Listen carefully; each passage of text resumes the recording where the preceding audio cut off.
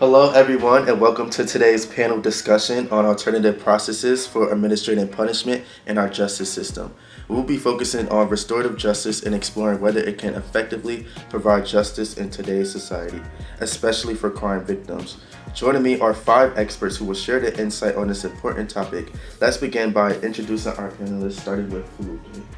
Hi everyone, my name is Fuluke. I'm a senior political science major with minors in Africana Studies and Human Rights. Hi, my name is Jalen. I'm an English major and I'm in my senior year. Hi, my name is Edward. I'm an electrical engineering and I'm in junior year. Hi, my name is Lydia, individualist major in global health studies, and I am a senior. Hi, my name is Dominique. I'm a PNB major and I'm a sophomore. Thank you all for joining me today. So would anybody like to chime in and explain the key characteristics of traditional justice system and its limitations?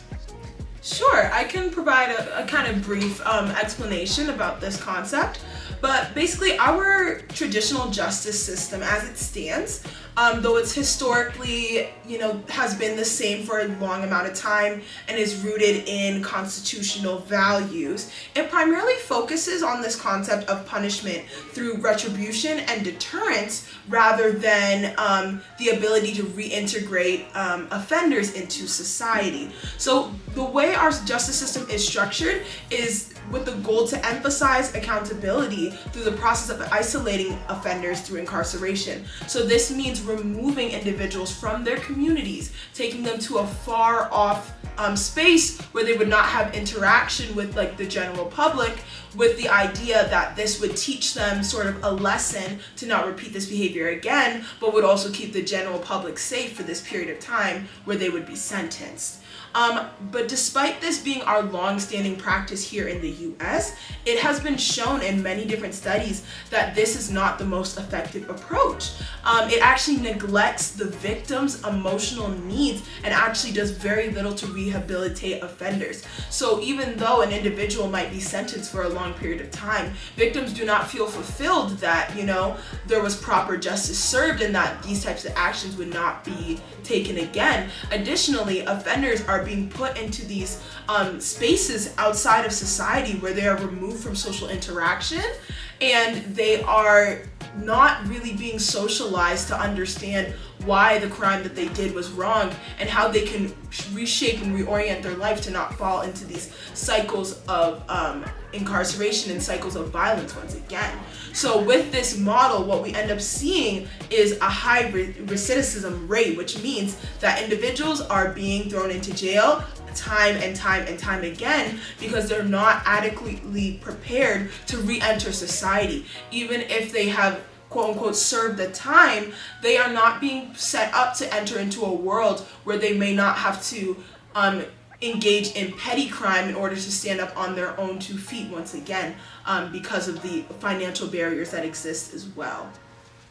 To kind of add on to that, Felipe beautifully said, there's definitely a parallel between as somebody who works with children and works in early childhood centers a lot. There's a parallel in our traditional justice systems and what we see in our classrooms. A typical example would be putting children in time out. Putting a kid in time out does not stop the kid from being difficult during class time over and over again. All that's doing is just putting them in isolation, which affects their mental health, that affects their self in a different way. But then the child comes back, you incorporate them back into society, and they're still back on the behavior that put them in time out in the first place. So it's not our traditional system is not a sure sign of social order. It's just a form of putting people in isolation for a while and bringing them back, and then there's a high chance of repeating the offense that was done in the first place. Thank you, Fuluke and Lydia, for your amazing points. And that kind of ties in my next leading question regarding restorative justice. I definitely feel like that's a concept that's not widely understood in society. So would anybody like to touch on what restorative justice is and how it differs from the traditional model? So from my understanding of restorative justice, it focuses on bringing both the offender and the victim in conversation to understand for the offender to understand like what they did was wrong, and also for the victim to feelings to be prioritized rather than just putting the offender in isolation, because that does not really do anything for the victim. All it does is just take away the offender, but the victim is still left with trauma, still left with so many like unanswered questions. So knowing that having this method in place, the offender is able to see what they did wrong and why they did it wrong, why what they did was wrong, and also the effect that it had on the victim. And through that sort of conversation, it brings forth both like emotional understanding and just understanding in general, to like see what was done and how to like bring solution for it. Yeah, that's what I understand restorative justice to be. Yeah, to add on to that, I would say restorative justice does not mean not putting people in prison. I feel like in the initial start, like when the conversation around restorative justice started, like this fear of, oh, we're shutting down prisons, so like we're not putting people in jails and all those things. And it's like, that's not what restorative justice means. Restorative justice, I view it as like a holistic process. It's a process, and not just you stole, you were charged with petty crime and then went to jail. Restorative justice is like, you stole, what were the circumstances? Like, let's sit down as a community. You stole. Not only did it impact the store you stole from, but a community that lives in the store, because now the community does not feel safe because like we are living in a community that somebody can steal from. So not only was your action impacting whoever you stole from, but like the community itself. So that process of getting everyone who was impacted by the event to sit down and talk about what were the factors that led to this occurrence.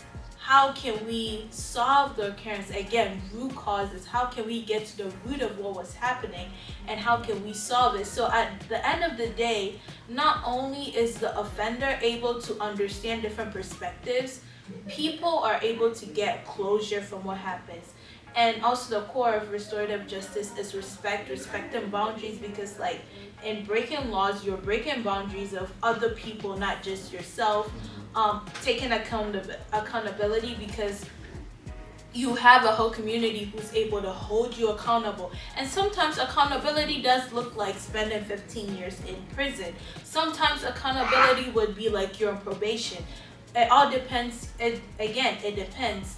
Another thing is empathy, which I feel like our traditional system sometimes lack. There's no sense of empathy that's shown when justice is being given through the traditional sense. It's very cut and dry. You did this, and that's the end of it for you. But through restorative justice, we're able to show empathy both on the side of the offender and also the person that was offended, and then healing.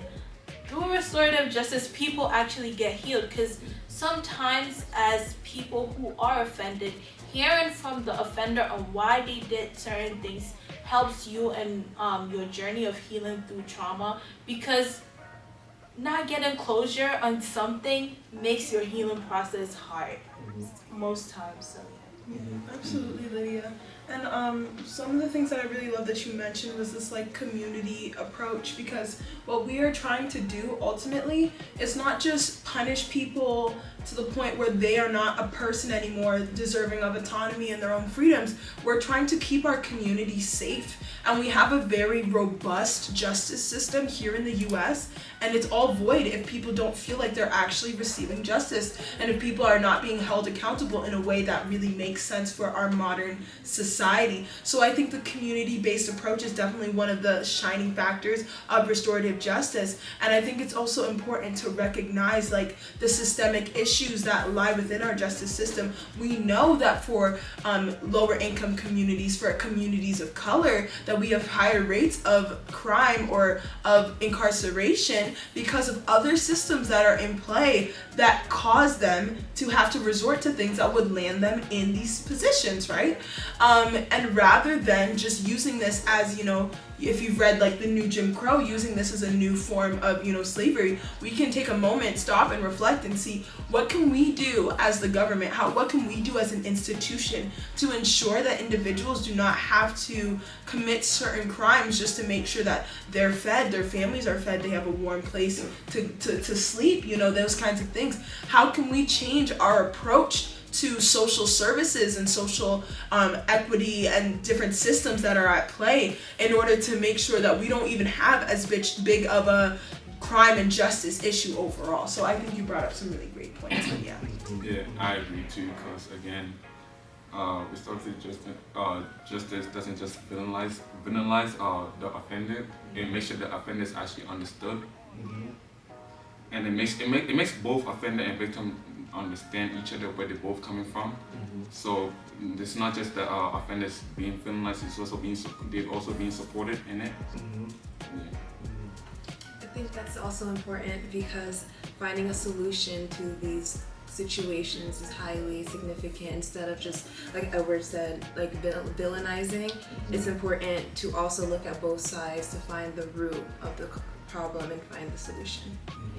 Yeah, I also think that like with restorative justice, it takes out that revenge factor, because if you think about like putting somebody in prison, like yeah, like okay, that's bringing some sort of justice, but it is also a sort of revenge, and taking away the revenge factor and focusing on accountability is better, because with that revenge, again, a lot of the times, especially in minoritized communities, there's a lot of factors, as Faluke said, that lead to the offenders committing those crimes, which are not accounted for.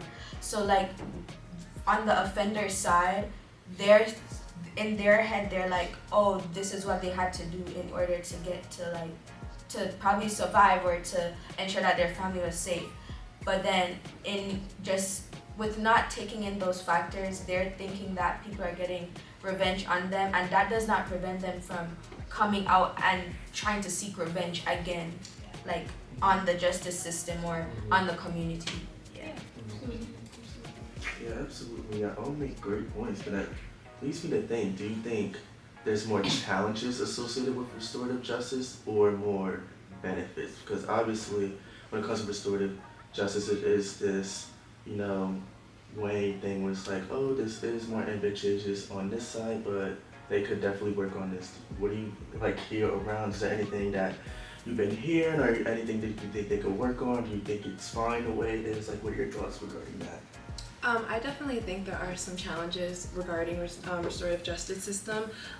One being that it's not suitable for all cases, particularly ones involving severe violence or power imbalances. For example, domestic violence. I read an article from Daly from 2016 that argues that victims that are forced to interact with their offenders may feel re-traumatized. So I see that as being like a major problem or a challenge, you can say, in the restorative justice system. Another challenge that I also feel that can like affect this regarding it is restorative justice systems also deals heavily with voluntary participation. Meaning that if a victim or an offender is unwilling to participate, it can affect the process significantly. So I think those are a couple of challenges that regard restorative justice system. So I agree, but I also see some benefit in it for the victim. There's both it gives the victim both inclusion and empowerment. It just doesn't it's just that it makes sure the victim are both heard and it makes sure the victim's heard and there's an understanding between the victim and the offender. And with the benefit for the offender, it gives the offender reasons to reflect on their actions and what the action did. Because like Fuluki and Dami said, when it comes to us people of colors and low people of colors, there's different factors. Not all factors are villainized. Not all factors are bad. Some people just do it because they have to. They feel like they have to do it. So it gives like the victim to understand. It gives the victim to understand the offender a little bit. I feel like this is a benefit right there. Absolutely. I think Jalen and Edward, you both like brought two different really important sides of this argument, which is why I think we're struggling as a society to be able to fully adopt or fully reject this concept of restorative justice. I think on one hand, there is a criticism to be had about the way our society goes about treating individual cases, even though each case is granted a fair trial. A lot of cases are just like, it's basically predetermined before you even get before a judge. So like this lack of individuality to look at someone's case, but not only just look at their case, look at their individual circumstances and look at how our justice system and how our just social system as a whole has failed individuals to get to them to this point. Like the inability to slow down and consider all those factors is what would make it difficult for us to embrace restorative justice, because it requires like really taking a moment to stop and think and understand why, so that we can solve the why. So we need to work on focusing infrastructure that can get to us gaining that why. And you're right, not every single case is going to necessitate restorative justice. There are certain cases that, you know, it's not about structural issues, it's just the individual, you know? But having that as an overarching model, I think, can really change the way we look at like the concept of punishment in our society and our understanding of what justice actually is. And Edward, to your point, I was also thinking about like how it feels for the victim to be able to know that like even though they went through a certain situation, that whoever, you know, offended them is not just off the streets and in a mystery location for a couple of years, but is actually taking, you know, recommended and instituted steps in order to be better, so that they wouldn't offend and hurt somebody else in the same way. So knowing that that individual is going to be able to get the help and support that they need, so that they can recognize like, oh, what I did was wrong, but also I'm never going to do this again. I think that's a lot more fulfilling for a victim, rather than to know, well, my offender is coming out, you know, in a few months, I have to be in fear. So yeah. I think I agree with what everyone says as well. I also think that one of the biggest challenges with restorative justice is culture, like cultural consideration, because when it comes to restorative justice, especially in complex cases where culture is involved, not everyone is educated on everyone's culture. And even if you are educated, there are certain nuances that only a person who is experiencing their culture will be able to like explain or understand.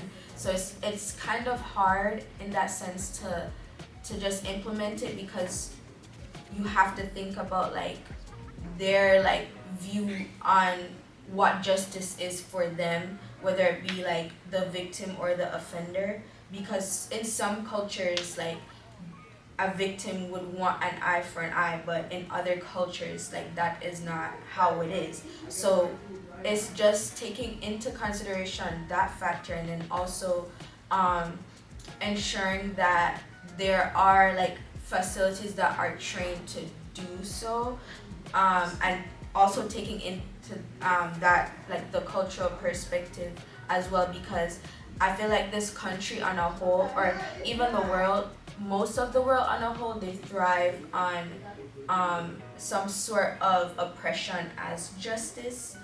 And it's now you have to take away that thought, which has been rooted in like years of colonialism, years of oppression. So that is one of the biggest factor to consider with restorative justice. Absolutely. One thing that I want to bring up is that, again, restorative justice as a form of like holistic process is cost. It is expensive.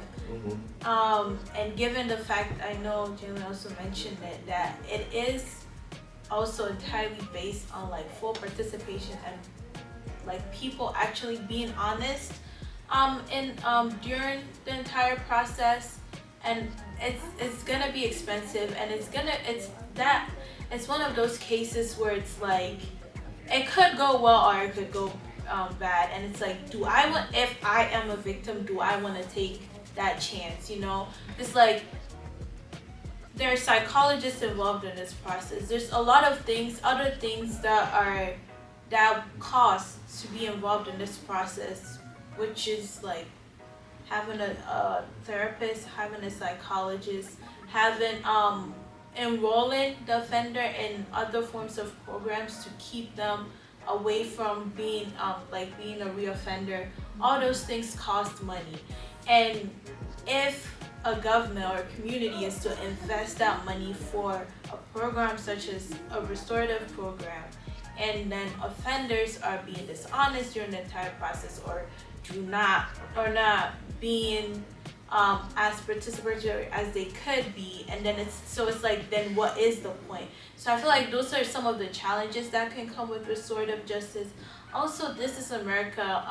America does have a history of being very strict and like, what's the word, stuck on things that that's known to them. So shifting an entire criminal justice system into a system that like there's evidence that it could go right or it could go wrong. It's kind of like a shaky place to be at for an entire community as big as the United States. And also given the fact that different offenses hold different weight. Some offenses, again, there's this difference between like what are things that were based on structural determinants, and then people just solely being evil. Like there are people who are diagnosed as sociopath and psychopath. Then that brings the question: how are we gonna deal with those people too? Are they eligible for restorative justice? Are they not? Why not? So it's like, that's like some of the challenges that come with restorative justice. So shifting an entire criminal justice system into restorative justice is definitely not something that the U.S. would see as viable, but definitely something that can be incorporated for certain cases. But then again, that comes with cost. Absolutely. Well, y'all all touched on amazing key points regarding restorative justice. Just thank you for your unique insights. Just to summarize everything that's just been stated, restorative justice has like a promising alternative that prioritizes like healing, accountability, and community involvement. While it does has its challenges, of course, especially regarding cases, as Jayla mentioned, involving severe violence, it offers like a unique approach to addressing crime in a way that traditional systems often cannot, right? Whether used alongside traditional methods or a standalone process, restorative justice holds the potential to transform how we think about justice. Thank you all for joining us today, and we encourage you to continue exploring this important topic. Thank you.